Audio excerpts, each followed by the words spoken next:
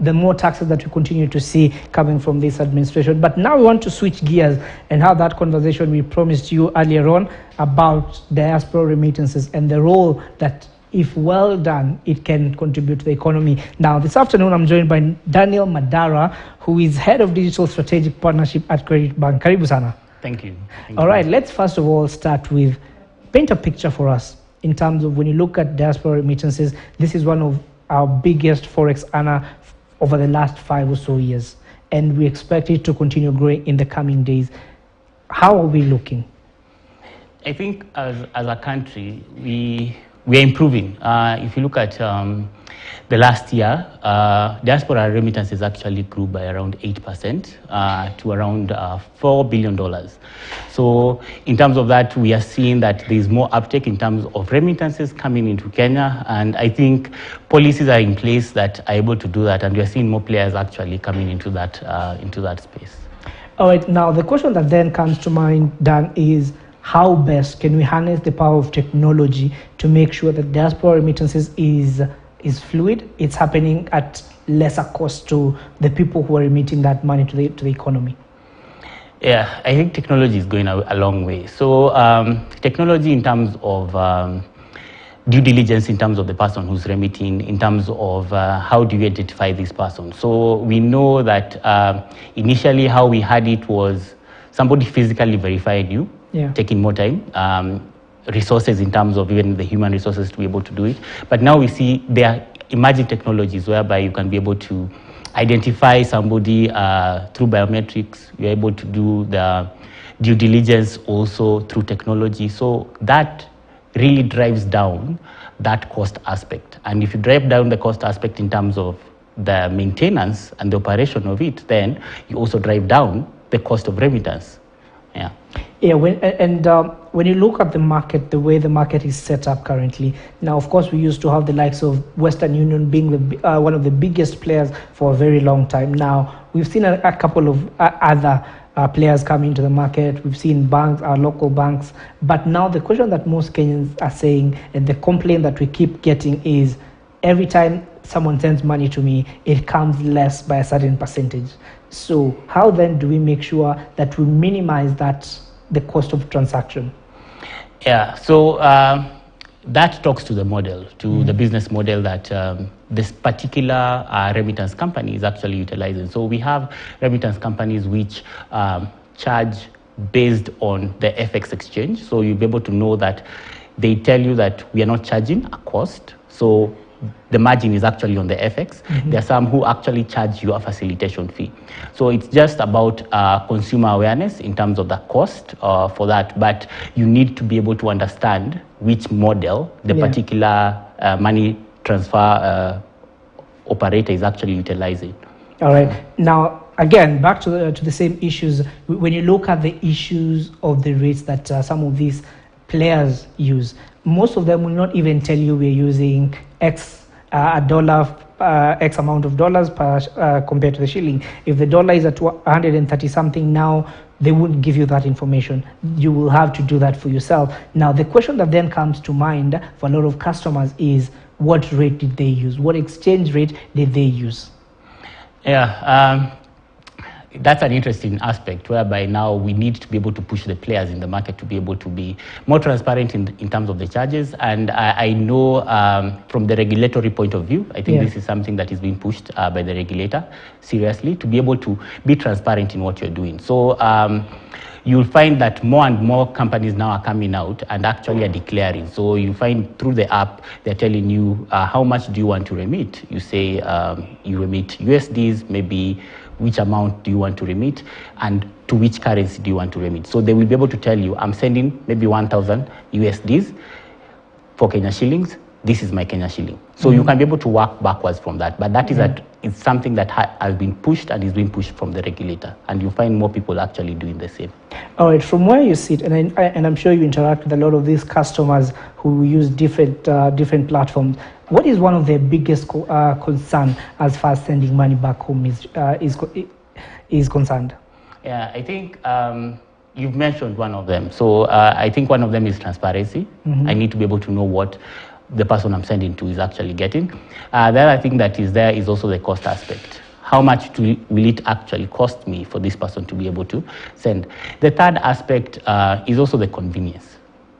What is the convenience? How will I be able to access, or this person who I'm sending to will be able to access? Are they going to be physically going to a physical location? Will they actually get it on their mobile wallet? Will they be able to get it also through an account? So those are the things that actually they look at. All right, when you look at the way the market is set up now, going into the next 5 years, into the next 10 years, what are some of the things that the current players need to adapt? Yeah, interesting. I believe from where I see it, more of B2B transfers. You'll find that currently we have money remittances in terms of customer to customer, but I believe the market is now shifting to business, whereby you can be able to do payments from business to business, and also P2B, person to also businesses. So that is one thing that is actually going to be able to be in the next 5 years, I believe, even in the next 2 years. Yeah.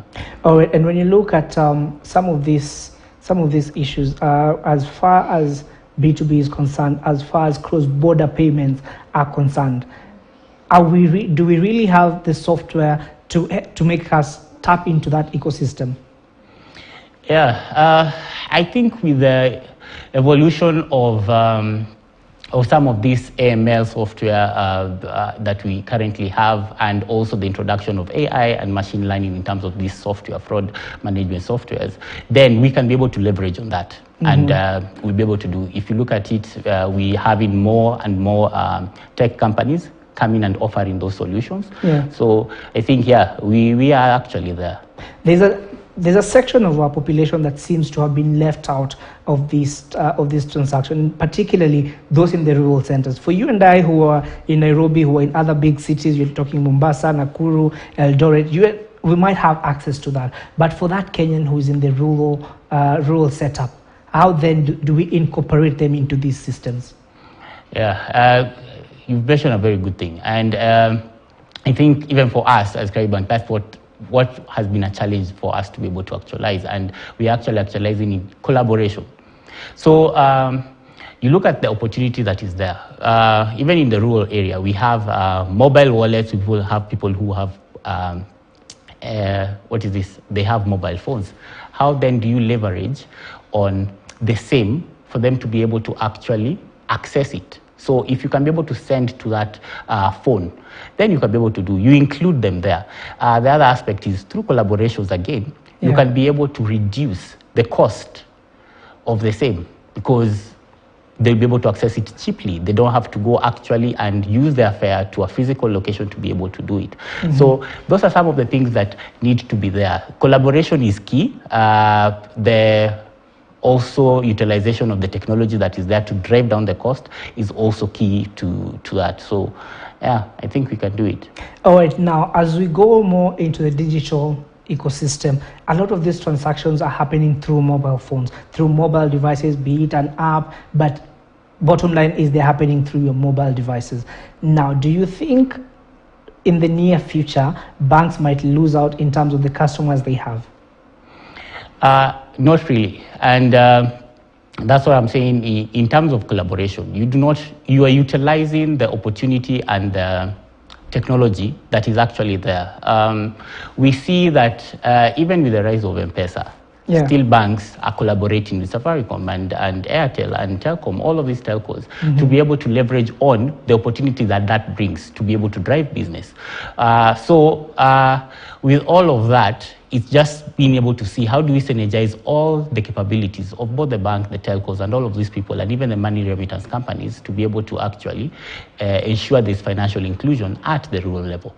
All right, let's talk about the issue of the limit. Of course, when you look at most digital platforms, be it mobile money, there is a cap to how much you can transfer on your mobile. Is this a hindrance, and what needs to be done? Is it time that we scrapped away in terms of some of these caps that are there? Yeah.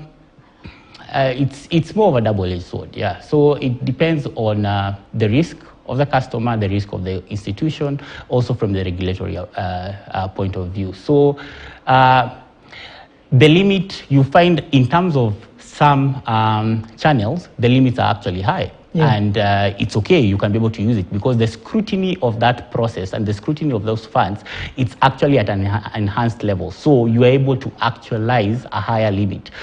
It depends on the technology and the scrutiny level. But I believe if we advance in the technology and how we can be able to verify these transactions, then there's no problem in actually uplifting the limit. In terms of the current policies that we have, do you feel like there is a gap that we are lagging behind because of certain gaps in policies that needs to be put in place to make sure that we reduce the cost of cross-border payments and diaspora remittances? A lot has gone into policy. We see the government actually pushing a lot in terms of policy, even by setting up the Office of the Diaspora Affairs. I feel, yes, it's a push by the government, being aware that this is something that they need to do. So I think, yeah, policy will come, and we are in the right track, both from the government and also from the regulator. All right, but again, there's the issue of, and this is something that the CBK has really been pushing for, the usual KYC, know your customers, because again, there's a certain aspect that this could actually be a threat, that this could be counterproductive. Yeah, I think that's the policy that they've put. So I know there are reports that from the regulator, we need to be able to push in terms of reports in terms of how do you confirm a transaction? How do you confirm the person who sent it? So it's the technology aspect of how to actualize the same. As I mentioned, yes, if we do it manually without embracing technology, then it becomes a Herculean task. But if you're able to embrace technology, which now you'll see most financial institutions actually utilizing, then it becomes an easier process to be able to do all of those things. And it becomes easier to send remittances and send them almost instantaneously. Yeah. Yes. There is a perception in the market that most of these platforms, be it digital, be it banks such as yourself, they are targeting the Western countries, particularly the US, the UK, and leaving out, let's say, countries in the Middle East. We have Kenyans who say we have money we would like to send back home, but we do not have the channels to do that. Or maybe the channels that are available are too expensive for us to tap into. Yeah, yes, I believe there's that perception, but if you look at it, is that most of the remittance companies that are there actually have the facilities to be able to do this. It's an evolving solution that is coming. And you see, if you look at most of the people who are doing it, even Western Union, if you look at MoneyGram, if you look at WorldRemit, if you look at RIA, and all of those people, you will be able to see that they have presence in actually most of these jurisdictions. So yeah. I think it's just customer awareness, being able to tell them how you're able to send, and then, yeah, they'll be able to utilize the same. All right, we want to take a quick break. When we come back, we'll be tapping and touching a bit more on crypto, so stay with us.